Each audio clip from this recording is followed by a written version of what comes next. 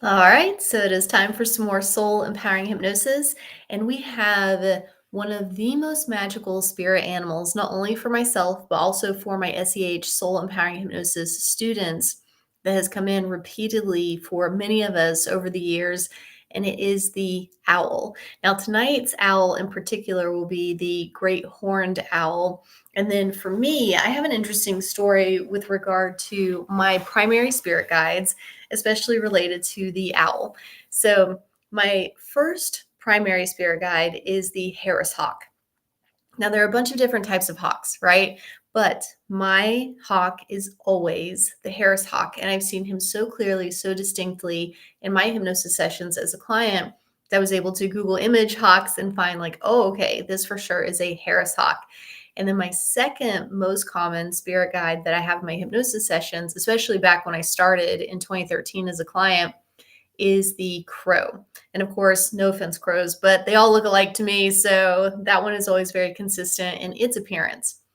Now, what I find to be really interesting is that my number three most common spirit animal in my hypnosis sessions is an owl, but it can be any type of owl. And of course, there are a wide variety of owls. So I find that to be really interesting that the hawk is super specific, but the owl does change from time to time.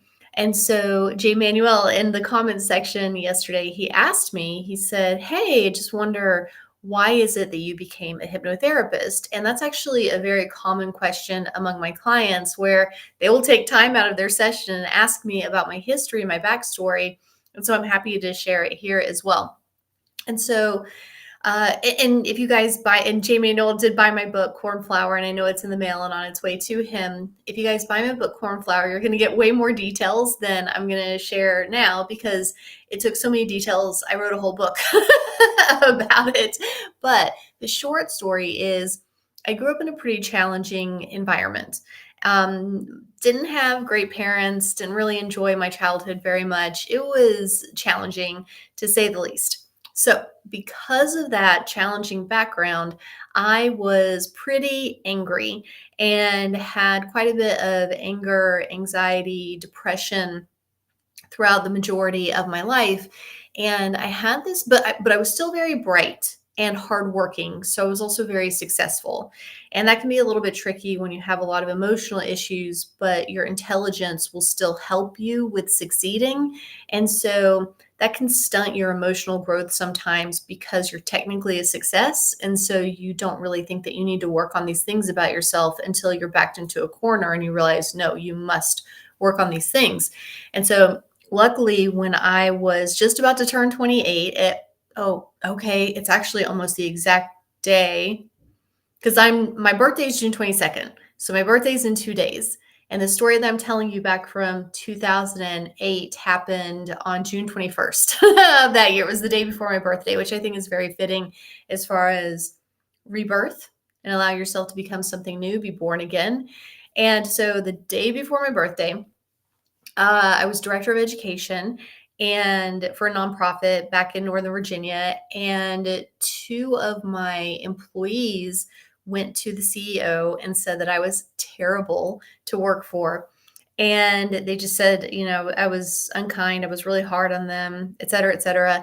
And I remember thinking, I knew I was a little bit of a tough customer, but I actually thought that I would have passed a lie detector test. I thought that I was really compassionate. I thought I was really kind. I thought I was really generous. I thought I was really patient, because I kept thinking, like, if they think that I'm hard on them, they should see how hard I am on myself. Right.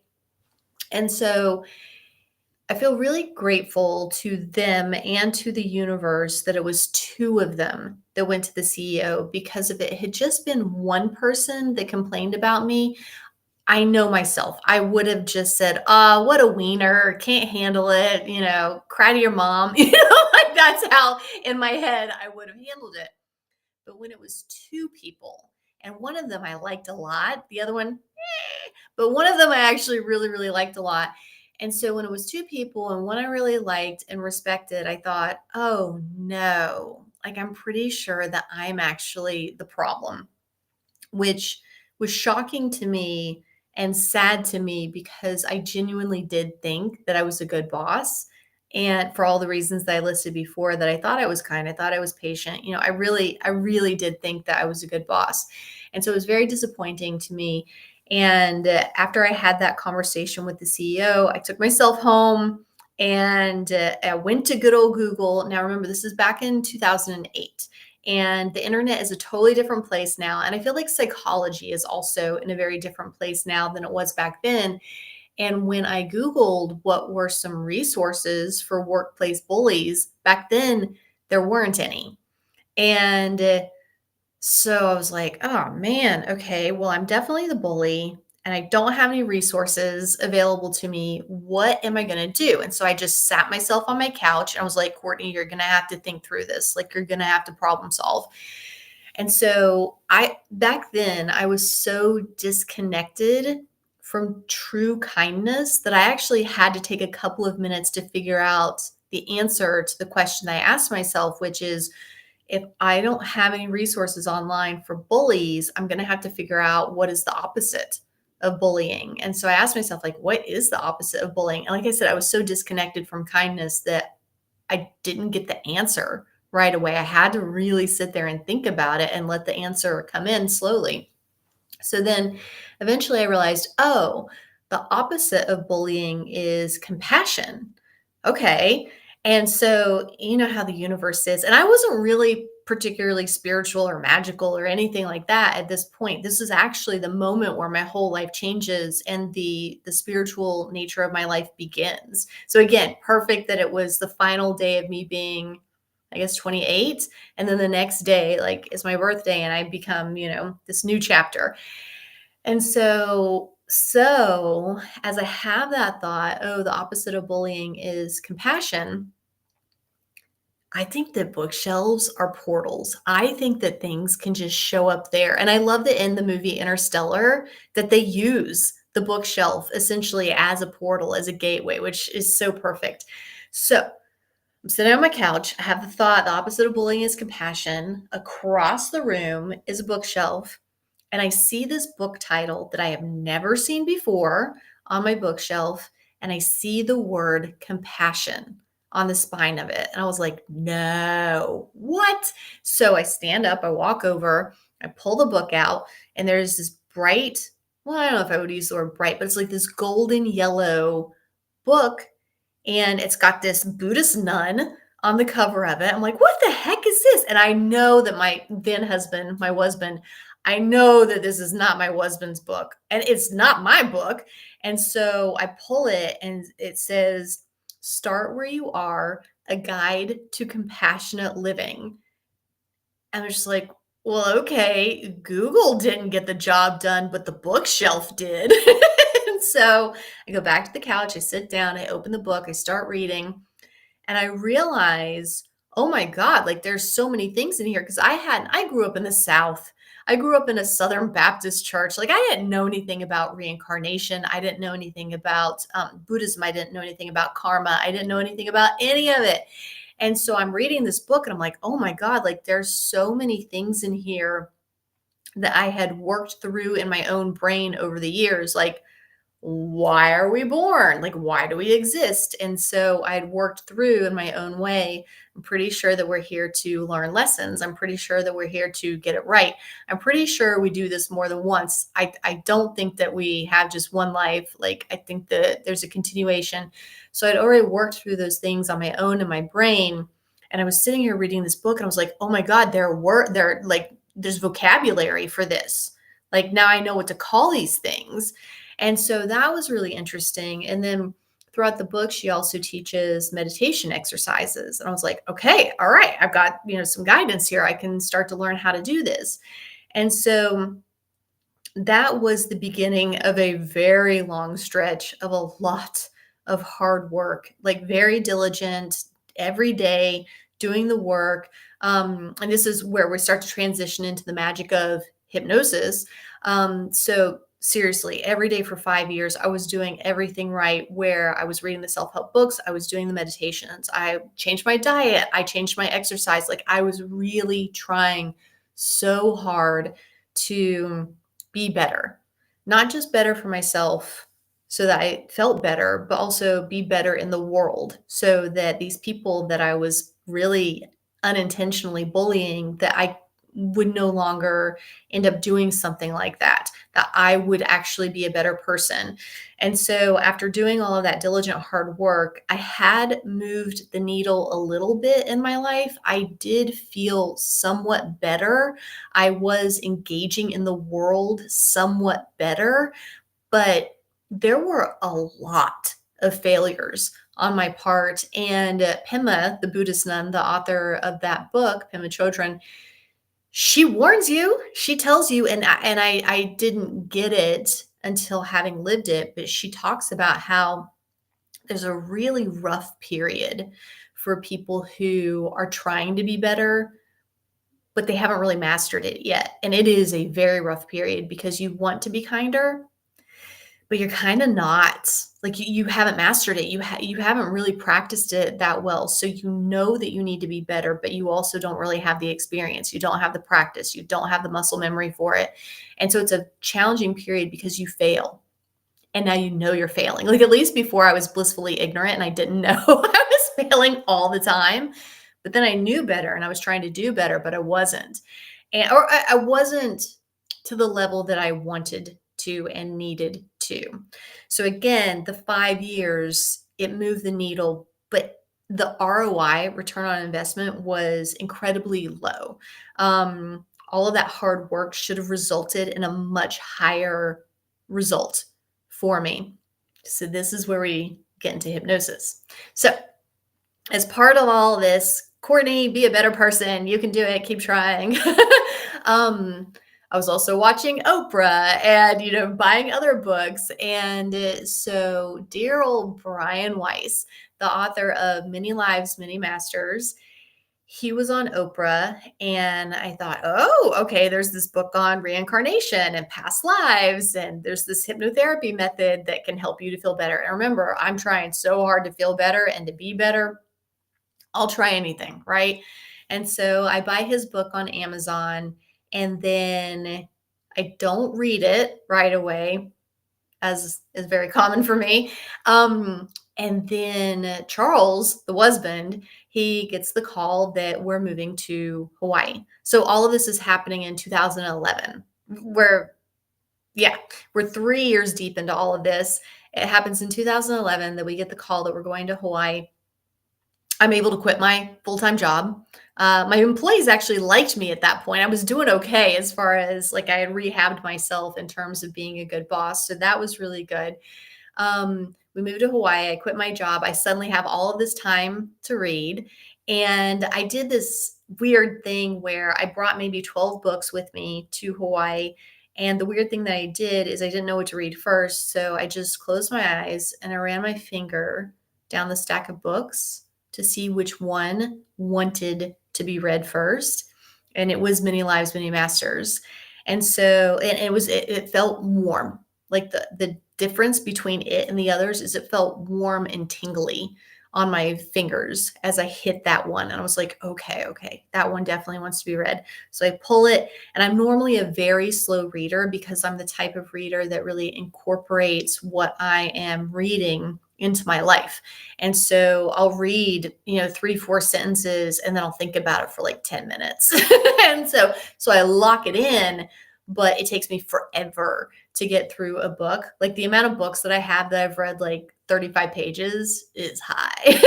And so, but they've also changed my life in the 35 pages.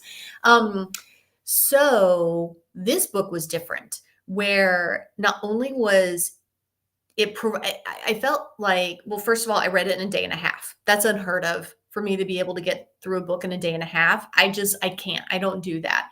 So not only did I read it, it's a real page turner. I read it so quickly. I also remember thinking, oh my God, this book is the one that has the rest of the answers. Because I felt like the Buddhist books, they were getting me maybe 85% of the way there.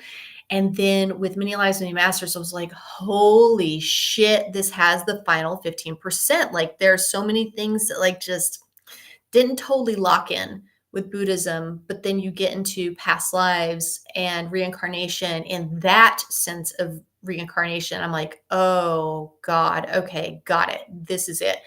And so I finish reading it. I lock in all these lessons. I'm getting the 100% information that I really needed.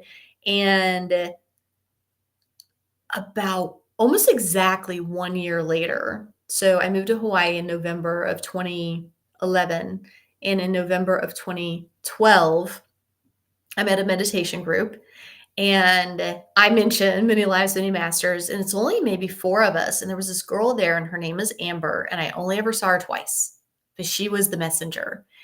And so while the four of us are there, and she happens to be there that day, I mentioned Many Lives, Many Masters, and she goes, he's going to be in Brian Weiss, he's going to be in Honolulu this spring.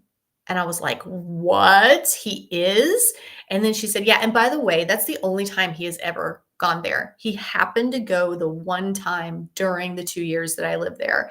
And so what's funny is I said to her, I was like, do you want to go together? And she was like, no, I'm not really that interested in him. Like, she was purely just the messenger. And so, of course, I immediately booked my ticket and waited for the next April to roll around, April 2013. And he comes into Honolulu. He does his thing. I'm sitting in this crowd of maybe 500 people. And he drops us into a group hypnosis session. And I remember seeing this is, I always talk about it being my first past life memory. That's technically not true. I'll talk about this on another day, but I did take myself into hypnosis via a YouTube recording months prior. And I did see a past life memory, but it was just a flash of one. And I was so new to the whole thing, and I was just by myself, and I kind of spooked myself out and like opened my eyes right away. And I was actually allowed to go back into that past life years later, like I think it was maybe 2019 when I saw it again. So like 7 years later, maybe 6 years later, I saw it. So I just talk about the Brian Weiss one as being the first, but it's technically the second. Anyway, so in this room of 500 people, I have my eyes closed. He's taken all of us in. And I see this past life memory of being a World War II battlefield nurse. And I'm holding the hand of a dying soldier. And I don't know the soldier, but we're just like looking at each other. And I'm holding his hand as he's dying. And there's just so much love. Like, there's just so much love, which is particularly remarkable for me because in this current life as Courtney, up until that point, I had felt very little love in my life. I refer to the vast majority of my experiences where there has been love there, that it's like a cold love. It's not warm. So it technically does count, but it's not satisfying in the way that I need love and enjoy love. So this was different, where it was very, very warm. And Brian finishes the hypnosis session, and I'm basically forever changed, where like I have felt warm love for the first time in my entire life in this session with holding the hand of this dying soldier. I don't know, like this is different. Like, I haven't felt anything like this before. And it opened up something. It unlocked something. And so luckily, thank you, universe. Thank you, Brian. Thank you, Jamie. I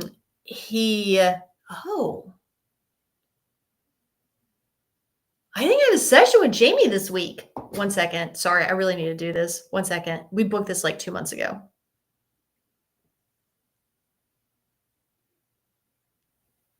I do. I'm going to have to. It's next Friday. Yes. Okay, sweet. I love her so much. So this is the Jamie, like the Jamie from the beginning. She and I are doing a session swap in a week, which just tickles me so much that I can reciprocate and like help her in the way that she's helped me in such a deep way. So, luckily, Brian says to this room of 500 people, hey, I want to introduce you guys to somebody. Jamie, stand up. I trained Jamie a year ago. She took my training. She lives local. She's, from here.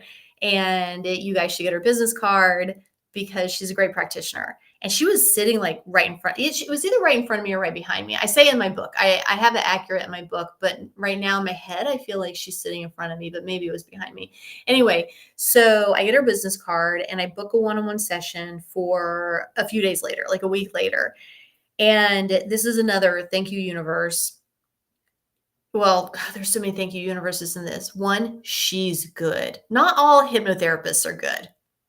I hate to say. She's fucking fantastic. And she was only a year into it. And and I jokingly, but I also mean this. So soul empowering hypnosis, SEH, is a style of hypnosis that I developed. And I jokingly, but I also mean it, refer to her as being the original SEH practitioner. And the reason for that is that where a lot of hypnotherapists who are trained in other styles of hypnosis, where they really get it wrong, is they stay really scripted. They stay really rigid to what they've been taught is how things are supposed to go, and they don't stay open to any flexibility whatsoever.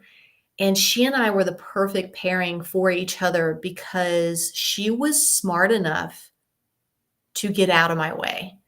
And what I mean by that is that the universe dropped us, me as client, her as my practitioner, dropped us into, kind of traditional, what you expect from a past life regression for like the first couple of sessions.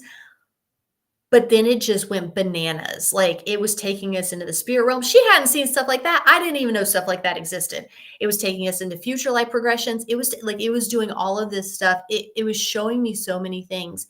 And she was absolutely brilliant. And this is why I call her the original SEH practitioner. She was so absolutely brilliant in just letting me go. She just let me run. And I was a good client because I let the universe do its thing. I just let it run, where I was like, I don't know what's happening here. I didn't expect any of this, but I'm just going to allow it to happen. I'm going to narrate it and say it out of my mouth. And then she was so good at going with the flow as well. So, these sessions that we had were just unbelievably healing for me. And so that first session that we had, and this is another thing where the universe is just so generous to me. This lifetime as Courtney is going to go down in the record books as one of my favorite lifetimes that my soul has ever had. Like the amount of luck that I've experienced is unbelievable. And part of this is that Jamie is not just a hypnotherapist and a past life regressionist. She's also a licensed clinical social worker. And what that means is that she is able to take health insurance. I've never met another past life regressionist who can take health insurance. She is the only, and I've met a lot because I've done a lot of trainings. So I have a lot of classmates. I have a lot of peers, colleagues, students that have also trained. She's the only one I have ever met who can take health insurance. And so that is like me finding her is like winning the lottery, basically. Where I was able to have a session with her every single week, pretty much for free. Unbelievable, unheard of that I was able to do that.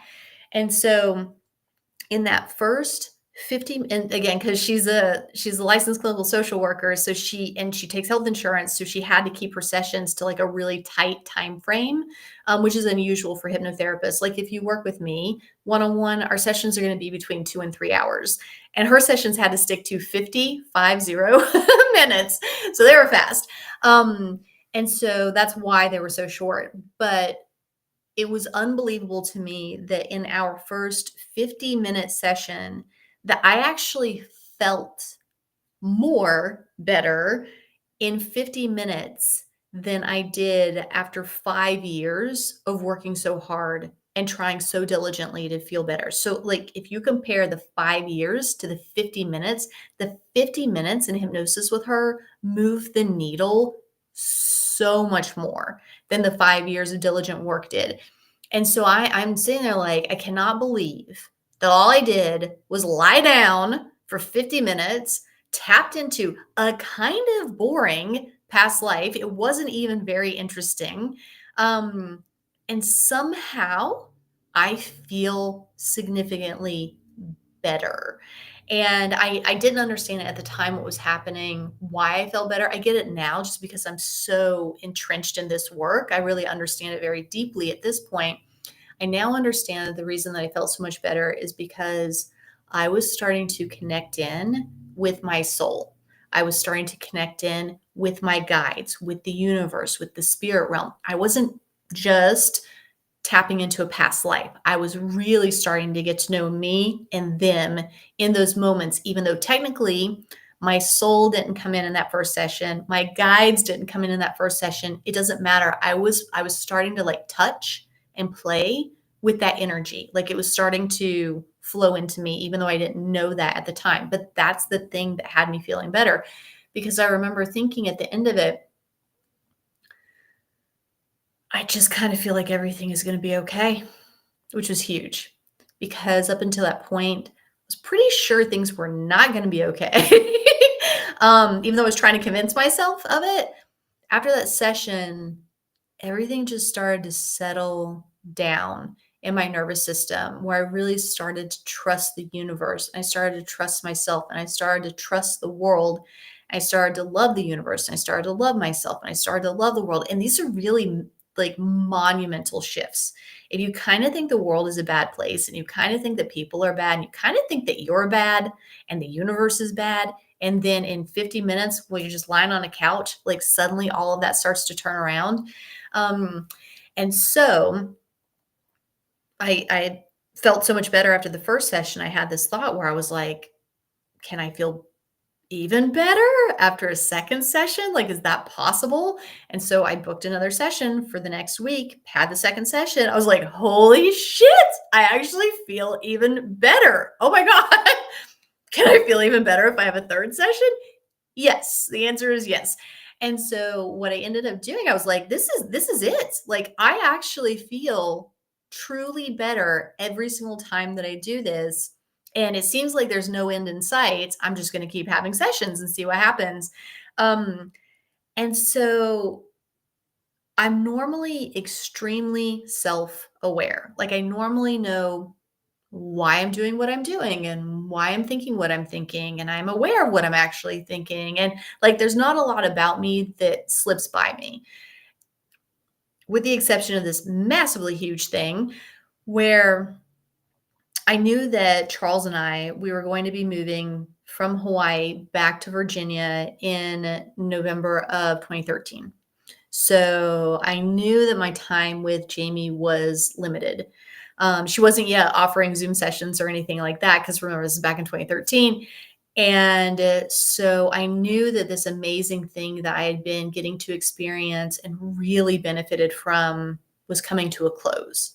That I had my magical window from April to November, and it was going to be ending. And so I thought, being in this energy really serves me extremely well. Like I it's not like you're addicted to it, but you understand that you need it. It's kind of like eating healthy, right? Or exercising. Like you're not necessarily addicted to it, but you understand that you need it. Like you really should do it, right? That's the thing that's going to help you feel better. And so I looked up, because Brian Weiss had mentioned his training, and that he did it at the Omega Institute in upstate New York. And I was going back to Virginia. So, they're not that far from each other. And so I had this thought, well, if he does this week-long training and I can just drive up there and spend the week and re-immerse myself into this energy of the spirit realm, of the souls, of the past lives, of all of this, well, even though I can't have my sessions every week with Jamie, at least I have this opportunity to tap back into that in a very significant way a few months into the future. I have something to look forward to, right? And so I originally signed up for the July 2014 training with Dr. Brian Weiss to be a client, because he allows you to sign up as a practitioner or as a client, because he understands that his students, they need practice clients. So I thought, I'm just gonna sign up for a client, re-immerse myself in this world for a week, and that should last me for a little while. And so back to me normally being very, very, very self-aware. This one snuck up behind me big time. The universe really threw me for a loop on this. At one point, I just realized, I didn't decide, I just realized, oh, I'm actually taking this Brian Weiss week of training as a practitioner. Like, I'm not going to show up there and be on the client side of things. I'm going to show up there and be on the practitioner side of things, which was very surprising because I had never facilitated any sessions. I wasn't a psychologist. I wasn't a counselor. I wasn't any of those things. I just knew that this was the thing that I was supposed to be doing. And that's why I named my business Pay It Forward Hypnosis. I just knew that this thing that had helped me so much, I needed to learn how to do it so I could help others, so I could pay it forward and help people in the same way that I was helped so significantly. And so I get to the training, and I'll wrap up this story in just a second, but I do want to tell you about my very first client. Um, so I get to the training and I end up sitting next to this really sweet girl, and I love her so much. Like, we still keep in touch actually, which is amazing. Um, sit next to this really sweet girl, and after, part of the day is through, she says she's there to be a client. I say I'm there to be a practitioner. And I'm like, but I've never actually facilitated a session ever. I've only ever been a client. And then she goes, okay, I have an idea. And she said, I've been trying for years to get into a past life. I've done one-on-one sessions. I've done group sessions. Now I'm here. Like, I'm just so determined to be able to get into a past life, but I've not yet been able to do it. And she goes, would you facilitate a session on me and we'll just see if I can get into one? And I was like, oh my God, best idea ever, because I'm so freaked out about the idea of taking, of even trying to be a hypnotherapist, that if you can't get into a past life, it's not going to knock my confidence at all. Cause I'll just be like, it's you. Like, I won't blame me and just be like, I'm the worst at this. It's just you. So I was like, this is perfect. It's no pressure. And so in this room with like a bunch of other people lying on the floor all around her, and she's just lying on the floor, I facilitate my very first session, and she goes into a past life. She went into a past life as a slave. And I was just like, oh my God, it's happening. Right. And so that was a huge confidence boost for me, where I was like, all right, really feels like the universe wants me to do this. And that was actually successful. Oh my God, I can maybe actually do this, right? And so one thing that I tell my students, because I teach SEH, soul empowering hypnosis, one thing that I tell them is I am fully convinced that why was I good at that? Like, why was I so good at it, other than I was supposed to become a hypnotherapist? But like, for real, on a practical level, why was I so good at facilitating sessions when I had never done it before? And this is the reason. It's because, and I mean this, the absolute best hypnotherapy training that you can ever have is being a client, because you can get all the training in the world. Like, you can get all of the theories, you can get all of the scripts, you can get all of the lecture, you can get all of that.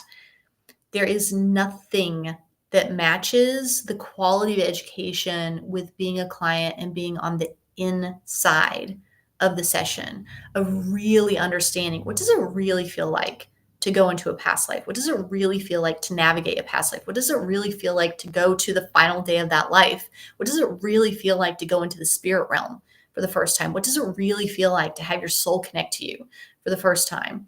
And so I firmly believe that I was so good at it just because I had been a client so many times. Like, I'd probably been a client 20, 25 times at that point. And that's one of the main reasons that the SEH certification training is structured in the way that it is. We're always doing a session swap. You're never just learning the script. You're never just facilitating the script. You're always, always, always also receiving the script. And then that way, what does it feel like to actually experience this thing, so that you're a much more knowledgeable practitioner when you're working with your clients. So, J. Manuel, thank you for asking that question. That is why I became a hypnotherapist, because it is the thing that's helped me.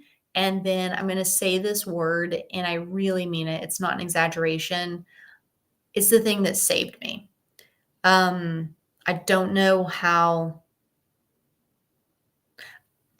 how it would have gone if I hadn't eventually found hypnosis. And I know that there are a lot of people like me. Like, one of my favorite clients, one of my longest time clients, I talk about him quite a bit. He's the one who started with me in 2016 and just had a recent session um, where he's got his dream job that he's working now.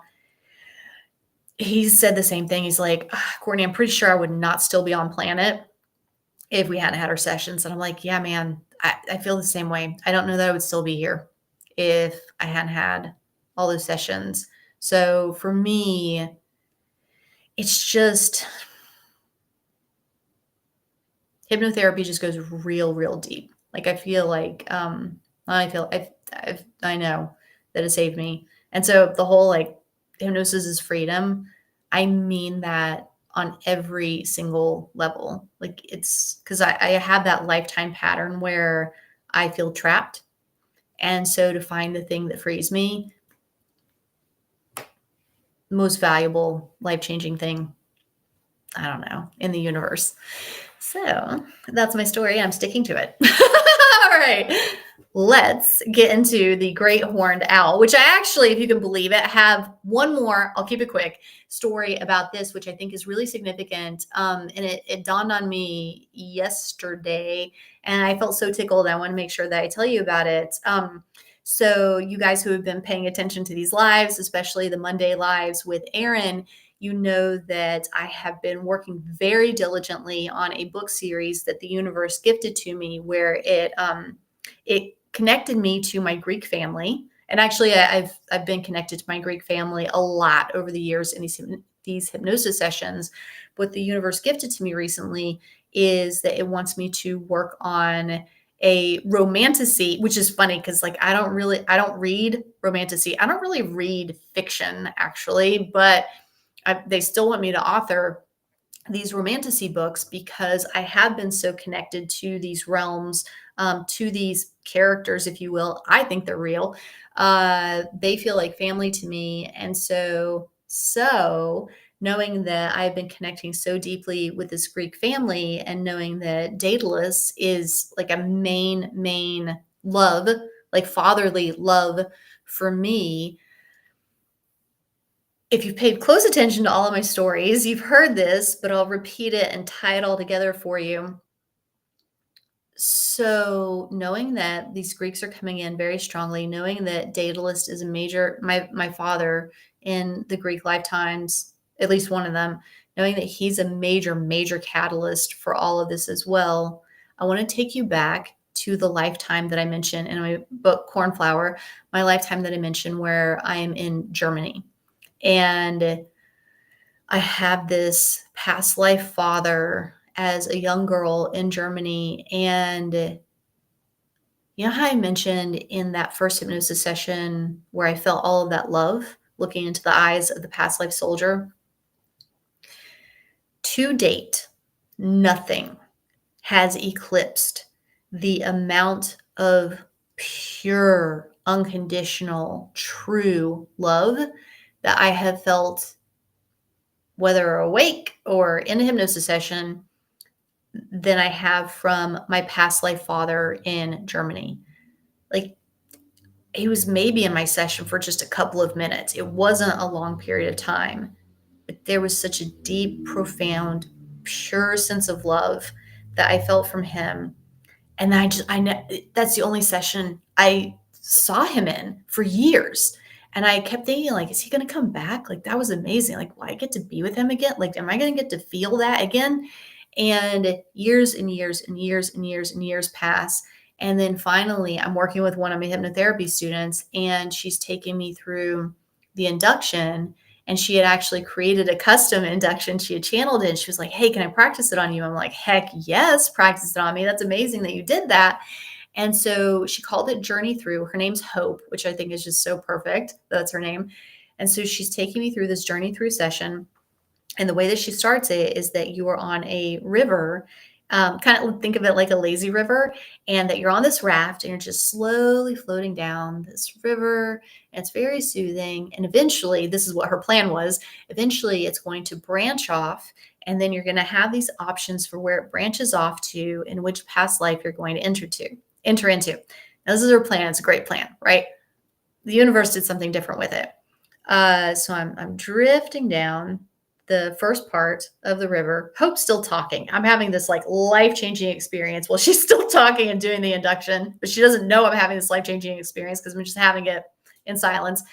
And as I'm drifting down this river, there is this tree man. Like it's a tree, but it's also a man. And so this tree man takes his tree limb man hands and like he pulls me out of the river and he stops me. And so he's holding my hands and I'm looking, there's this like tree but man's face. And so I'm holding his hands and I'm looking in his face. And like, again, I'm starting to feel this love, right? And so I'm feeling this love. And I realize I'm like, oh my God, oh my God, oh my God, oh my God, it's him. Like, oh my God, it's him. And this is, I would say, a full 9 years later. Like 9 years have passed. I'm like, oh my God, it's him. And so I'm looking into his eyes and I'm like, who are you? And he goes, I'm Daedalus. That doesn't mean anything. Like, I don't know what that means, right? And then I go, okay, who's Daedalus? And then he goes, I'm your father. It's like, holy shit, it is definitely him. And so then and I don't remember a single thing about that session. Just this like one like life-changing moment. And the session ends, whatever happened, I'm sure Hope did a great job. And so the session ends, I run to my laptop and I'm like, who is Daedalus? And I can barely spell in English, but somehow I managed to spell correctly the Greek word name, Daedalus, as I type it out. I'm like, who is Daedalus? And then the internet says, oh, it's Icarus's father. I was like, holy shit. Of course. Got it. Okay. And so this becomes this whole like real submerging into Greek culture, understanding that is actually my family. And the reason that I tie this back to the owl and the session in Germany, I don't remember if I even mentioned this in Cornflower. I think I don't. But I remember very distinctly in my hypnosis session where I talk about, as a client in 2013, where I talk about that past life in Germany, even though there are a lot of things I don't remember from my hypnosis sessions at all, some things are really emblazoned in my memory, and this is one of them. That session did not actually start in Germany. That session started in India. And what I saw at first, so I'm with Jamie, we got our 50 minutes, and it actually starts in India, and I see an elephant. I see the elephant's eye, and it's got that really like cool, colorful makeup, like chalk. I'm not really sure what it is that they put on the elephants to adorn them. And that's how it started. And then the owl, this is where the owl comes in. The owl comes in and just wipes it out. Like I'm having the first few moments of a session. The owl comes in, spreads its wings, gets like right in front of me, like in between me and the thing that I'm seeing, gets right in between us, spreads its wings, and then closes its wings. And then behind it is a forest. That's clearly not India. And I'm like, what was that? And it was like the owl saw the wrong, if you will, the wrong session starting and was like, no, not that one. No. And then wiped it out and then took me, like ushered me, forced me into that past life memory in Germany. So the owl took over and gave me one of the best sessions, best memories of my entire life. So I'm really, really, really grateful. Shall we? All right. Oh my God, we're 46 minutes into this. Well, okay. Anyway, so today's date is June 20th. It's the first day of summer, so that's very cool. Summer solstice, 2025.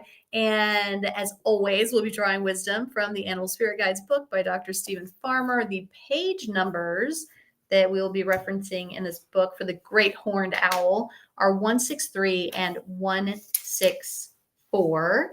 And the bullet points say, if Great Horned Owl shows up, it means Be more insistent that others treat you with the kind, sorry. I'm going from talking to reading. I can do it. Be more insistent that others treat you with the kind of respect you deserve. Next bullet point. Whatever project is in front of you, go for it with enthusiasm, fearlessness, and ferocity. Next bullet point. When others are communicating with you, stay attuned to what's not being said by observing. I'm really having a hard time reading right now. This is so interesting. What's not being said by observing their body language and vocal characteristics such as volume, pitch, and inflection. Next bullet point. Once you've identified your goal clearly, be persistent and focused in your pursuit of it. Final bullet point. Be courageous and undaunted by anything you've previously been fearful of. I wonder why I'm having such a hard time reading. I think I'm kind of in a zone, and that reading is just not part of that zone. Let me look at my notes to see if there's anything else that I said in my head earlier that I want to share with you that I didn't. No, I'm crushing it. The only other thing that I wrote down that I'll mention is that Daedalus and Athena feature pretty heavily. Like, they're not main characters yet, but they definitely will be. Feature pretty heavily in this book series that I'm creating. And so that makes me really, really happy because I feel like I'm honoring my ancestors in a very meaningful way that's meaningful to me and also meaningful to them. So, and then I'm going to see there's a little blue dot in the chat. See if there's anything. Oh, J. Manuel, you're welcome. Okay, so he says, thank you for sharing your journey. It was great. And then he says, I double checked your book. We'll be here Saturday, tomorrow morning. Looking forward to it. Oh, good. Okay, great.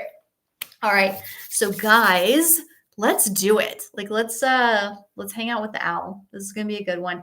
Thank you so much for listening to my story. J. Manuel, thank you so much for asking. I really, truly love hypnotherapy. And so talking about it is one of my favorite things. So when you guys ask questions, it makes me very happy. All right, let's have a hypnosis session.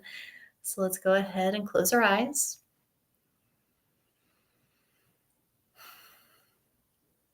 And beginning to really enjoy the feeling of having your eyes closed.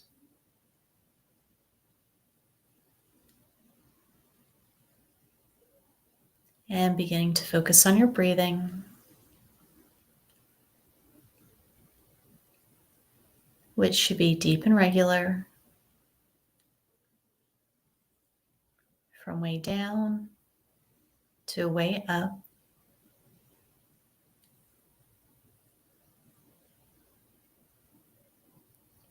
And as you're taking those nice, deep, relaxing breaths, go ahead and begin to really feel, really enjoy the nourishing oxygen, the peaceful energy that flows in with each in-breath.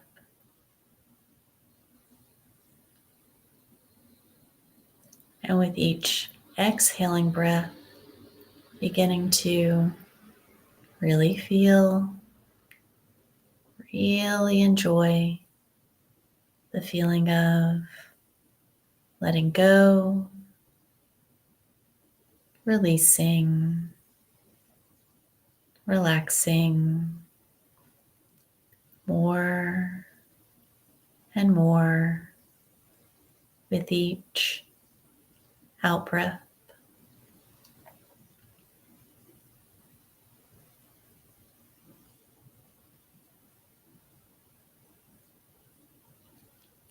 And as you continue to take those nice, deep, relaxing breaths, go ahead and from your heart, invite in a really warm, loving, protecting energy. This energy of protection begins to flow from the top of your head all the way down your entire body.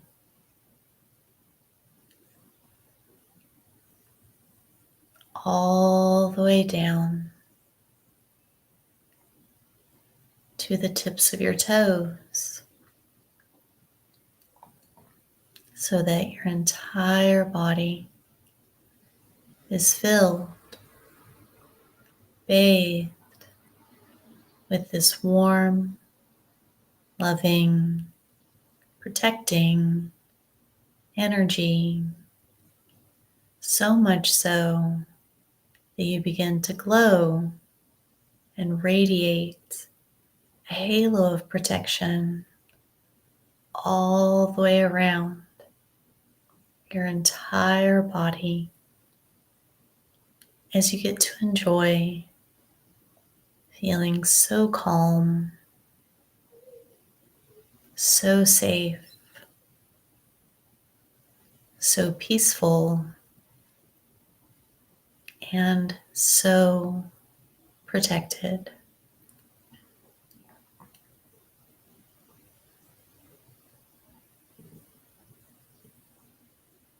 And as you continue to enjoy that wonderful feeling, go ahead and from your heart, send out an invitation, a request to your soul, your guides, your spirit friends, your spirit animals, including the owl, just letting them know these words from your heart.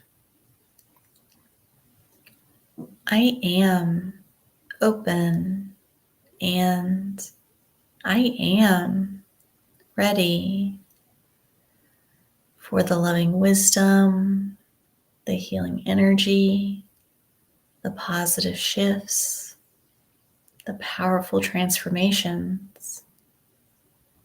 I am open and I am ready. And taking your time, there's never any rush, sending that invitation until it feels complete.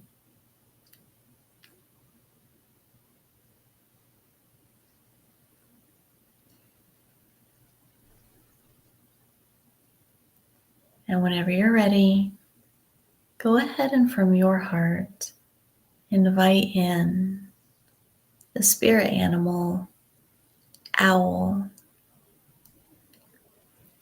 knowing that when the owl arrives, you may see it, or hear it, or feel it, or sense it, or just know that it's there. And however it shows up, go ahead and ask the owl this question: what would you like to share with me? So asking the owl, what would you like to share with me? And it may be wisdom, it may be energy, it may be something different. We're going to sit quietly for a couple of minutes as you find out what the owl would like to share with you. And remember, you can always ask follow-up questions and clarifying questions if you'd like to know more. Sitting quietly for a couple of minutes now. Really enjoy.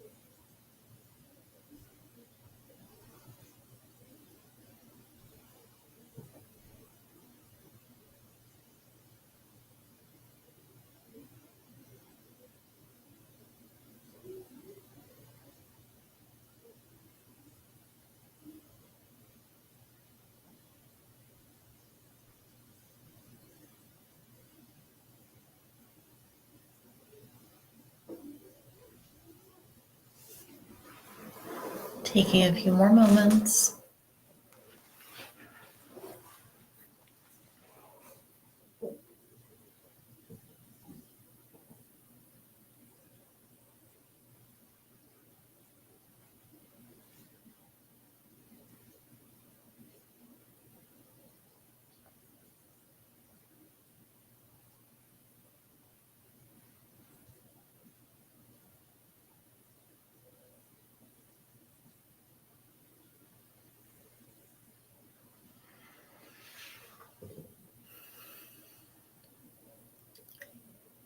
And the realization that I just got when I asked what the owl would like to share with me is I got the new knowledge that the owl who fixed my hypnosis session and sent me to Germany, that wasn't just any old owl. That was Athena from the Greek myths. And of course, she's tied very directly to the animal owl, if you're familiar with Greek mythology. And so, if you would like, what we can do in this next exercise is you can ask Athena, the Greek goddess, what she would like to share with you. We're going to sit quietly for a few minutes. Really enjoy this one. She's amazing.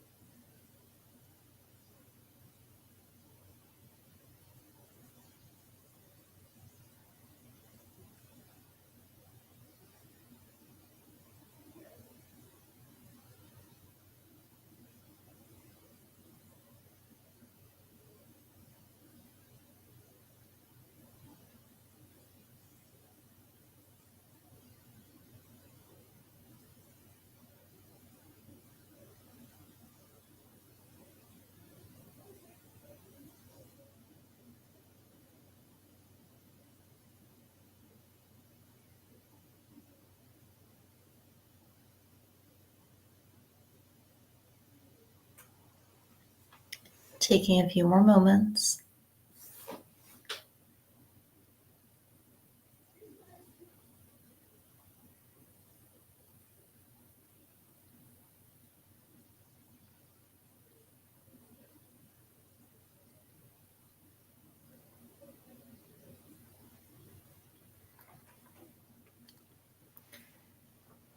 And as I mentioned earlier, the owl, Athena, did a magnificent job of shifting me into and opening me up to a lifetime where I felt pure, unconditional love. And if you would like, you can very easily connect into a past life, friend, family member, pet, place, tree, whatever it is that your soul feels a deep love to and from. Going there now into that past life connection with whatever or whomever it is, where there is a deep, reciprocated love. We're going to sit quietly for a few minutes and just connect with this being. Really enjoy.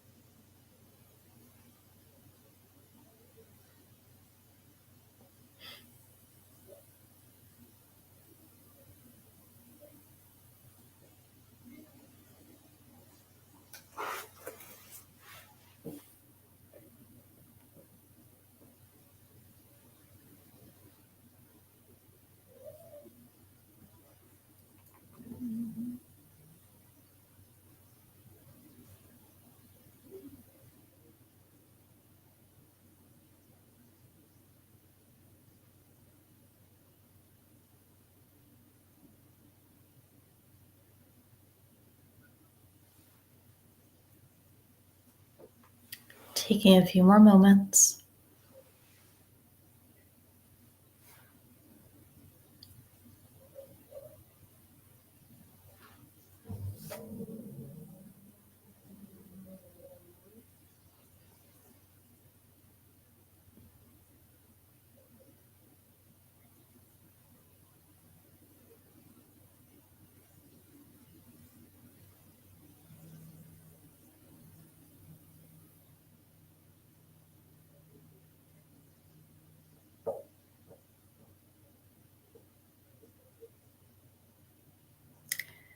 And knowing that this past life love, that you can and will see them again.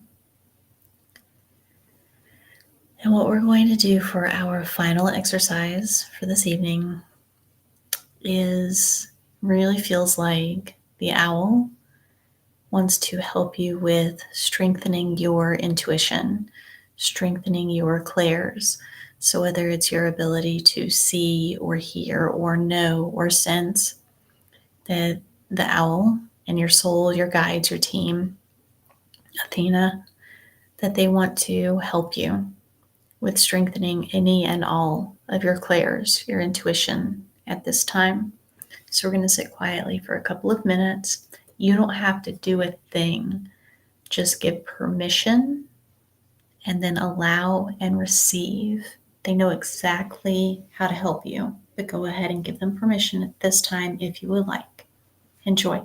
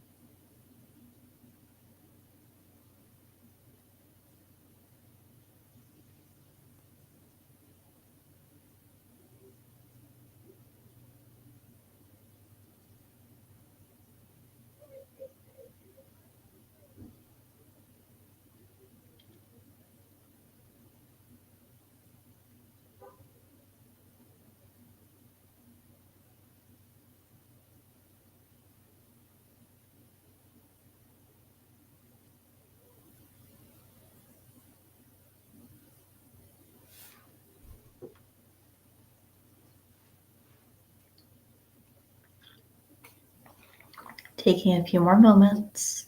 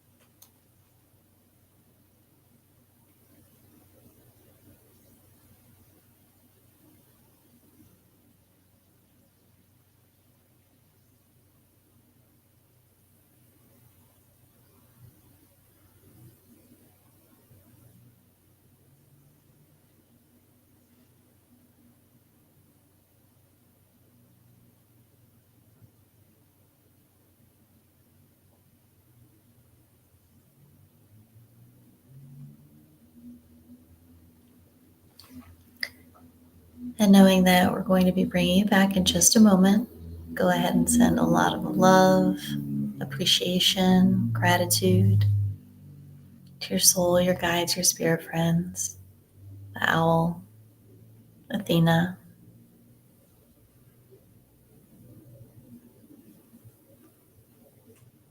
and allowing them to reciprocate and to send their love, their appreciation to you as well.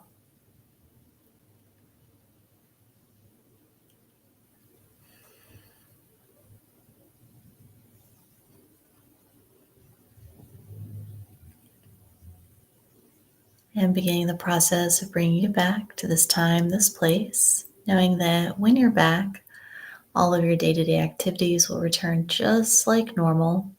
So driving, grocery shopping, dialing phone numbers, all of that will return just like normal. And you'll also come back in a way where this access, this connection, will stay open at whatever percentage feels good to you. So beginning the process now, coming back to this time, this place, the cozy cushions underneath you. Returning your focus, your awareness to the sounds inside of the room and the sounds outside of the room. And also returning your focus, your awareness to your wonderful body and your wonderful breathing. And now as you're focusing on your breathing, really feeling, really enjoying the enlivening energy that flows in with each in-breath. Really enjoying, really feeling the vivacious energy that flows in with each in-breath.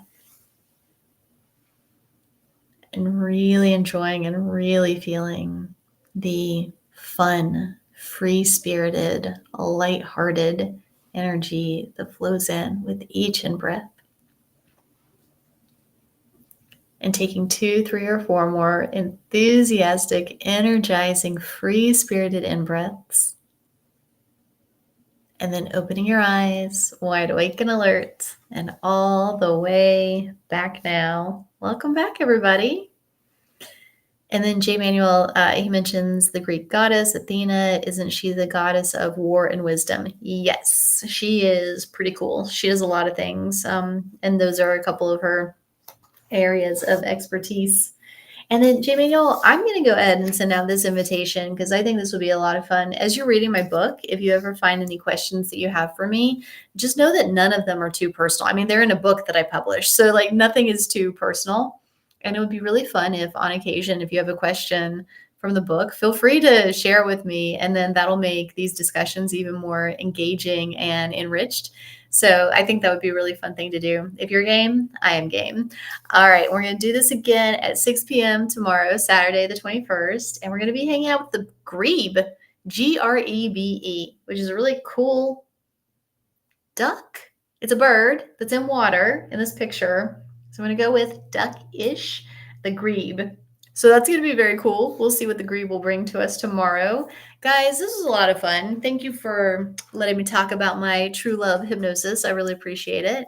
And I'm looking forward to doing this with you again tomorrow. Love you guys very, very much and see you very soon. J. Manuel, excellent job by you too. You're amazing. Thank you for the inspiration. All right, guys, I'll see you very soon. Have a great night. Love you. Bye.